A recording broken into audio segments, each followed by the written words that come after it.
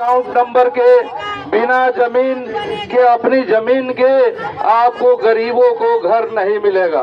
तो सबसे पहले ये सरकार की जवाबदेही बनती थी कि जो गरीब हैं, जिनका आवासीय भूखंड का कागज नहीं है, जिस जमीन पर बसे हुए हैं वो कानूनी रूप से दर्ज नहीं है, उसका खतियान खाता नहीं बना है, तो जो सर्वे है उस सर्वे में उस कागज को उसकी व्यवस्था करती सरकार। लेकिन सरकार जो है ये काम नहीं कर रही है और ये बाद में जो लोगों ने 5,000 2,000 रुपया घूस दे दिया, उनके भी तमाम आपको पैसे डूब जाएंगे और कहा जाएगा आपके घर का कागज नहीं है।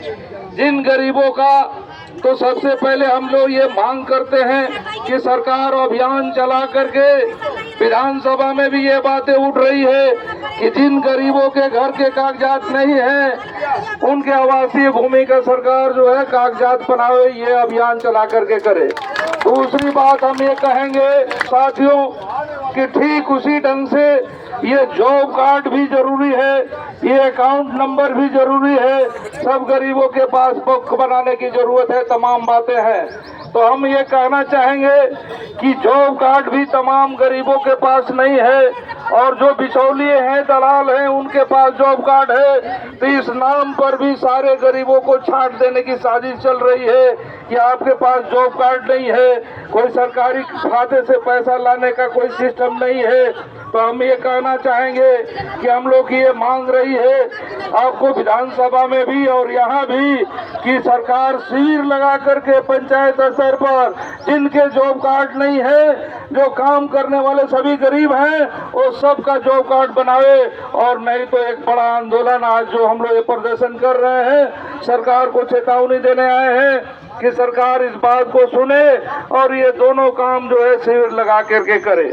हम आप तमाम साथियों से ये कहेंगे कि हम लोग की जो लड़ाई है वो चाहे आप देख रहे हैं कि बिहार के चाहे वो मसौड़ी हो, तो आपने देखा कि कैसे दलित महिलाओं के साथ अत्याचार की घटनाएं हाल में घटी। सिवान में आपने अभी सुना कि 13 बच्चियां जो हैं गरीब परिवार की, जो बालिका गृह में रहती हैं, वो आपको गायब हैं, उनके साथ पता नहीं क्या हुआ है और वो कैसे उनकी स्थिति पता चलेगा, सरकार इसको जवाब देने की स्थिति में नहीं है। तो गरीबों के साथ जो स्थिति है कि कहीं आपको गया में मजदूरी मांगने के लिए संजीत माझी का हाथ काट दिया जा रहा है, कहीं पासवान टीचर तक के आपको मोच रखने के लिए हत्या तक कर दी जा रही है। और ये लगातार घटनाएं जो है दलितों पर हिंसा, महिलाओं पर हिंसा चल रही है।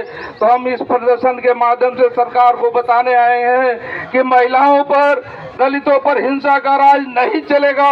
इसको बिहार के खेत मजदूर चुनौती के रूप में लेते हैं और ये सरकार तमाम चीजों पर रोक लगावे।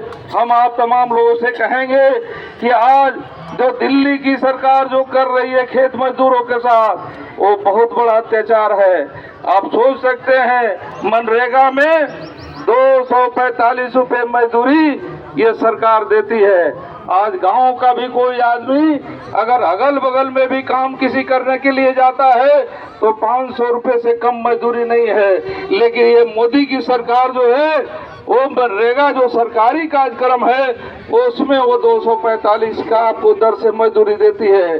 ठीक इसी ढंग से हमारे बीच के रसोईया बहने हैं, उनको 50 रुपया, जो आशा बहने हैं उनको भी 1500 रुपये महीना और कुछ बख्शीश के तौर पे टीका लगाने पर तमाम चीजें देने की बात आती है। वही ममता के साथ है, वही आपको जो भी केंद्र की योजना है, गाँव में स्वच्छता कर्मी है, तमाम योजनाओं में जो है ये गरीबों को गुलाम बना के इन्होंने रखा है, महिलाओं को गुलाम बना के रखा है। तो ये गुलामी का राज जो है अब नहीं चलेगा, इसको गरीब बर्दाश्त करने के लिए तैयार नहीं है। हम इस सरकार को बताने आए हैं, तमाम साथियों से हम कहेंगे कि ठीक इसी ढंग से माइक्रो फाइनेंस कंपनियों का पुराने जमाने में सूदखोर होते थे, जमींदार होते थे, वो गरीबों का लूटपाट करते थे, उनका गाना गुड़िया से लेके जमीन जो जो 1 कट्ठा 2 कट्ठा कुछ भी होती थी वो सब हड़प लेते थे। आज है कि आपको पूरा जो है ये माइक्रो फाइनेंस कंपनियों के माध्यम से मोदी जी ने ये छूट दिया है। ये मोदी जो है अडानी अंबानी का जो साथी है उसने छूट दिया है कि बिहार के गरीबों को, हिंदुस्तान के गरीबों को ये तमाम नॉन बैंकिंग संस्थाएं, माइक्रो फाइनेंस कंपनियां जितना लूटना है लूटे। हम आपसे कहना चाहेंगे कि इस लूट में आज कहीं अररिया में लोग आत्महत्या कर रहे हैं, कहीं आपको मुजफ्फरपुर में आत्महत्या की घटनाएं पूरे परिवार के साथ आई है, कहीं समस्तीपुर में लोग फांसी लगा के मर जा रहे हैं, कहीं आपको वैशाली में ये फांसी लगा के मर जा रहे हैं। अररिया में 9 साल के बच्चे को कर्जा, किस्त का कर्जा नहीं चुकने के चलते उसने, उसके माँ बाप ने भेज दिया। तो ये घटनाएं सभी आ रही है, लेकिन ये सरकार जो है सुनने के लिए तैयार नहीं है। तो इस सरकार को सुनना होगा। इस नाजायज सूदखोरी को, पुराने जमाने की जमींदारी वाली व्यवस्था की जो सूदखोरी थी उससे ज्यादा खतरनाक व्यवस्था मोदी ने कायम किया है, ये नहीं चलने दिया जाएगा। इसका भी हम लोग आपको बताने गए हैं कि सरकार कान खोल के सुन ले और इन तमाम चीजों का समाधान करे, नहीं तो जो विद्रोह होगा, जो बवंडर होगा पूरा, उसमें ये सरकार डूब जाएगी, उड़ जाएगी। इस तमाम चीजों के लिए हम लोग आए हैं। हम आप तमाम साथियों से कहेंगे कि अभी बहुत सारे साथी हैं और तमाम साथियों की बातों को आप सुने, और विधानसभा में भी आपकी लड़ाई लड़ी जा रही है और आपको सड़कों पर भी सभी साथी लड़ रहे हैं। दोनों लड़ाइयां मिल करके और आपकी जीत की मंजिल तक ले जाएगी। इन्हीं बातों के साथ हम अपनी बात समाप्त करते हैं। इनकलाब जिंदाबाद।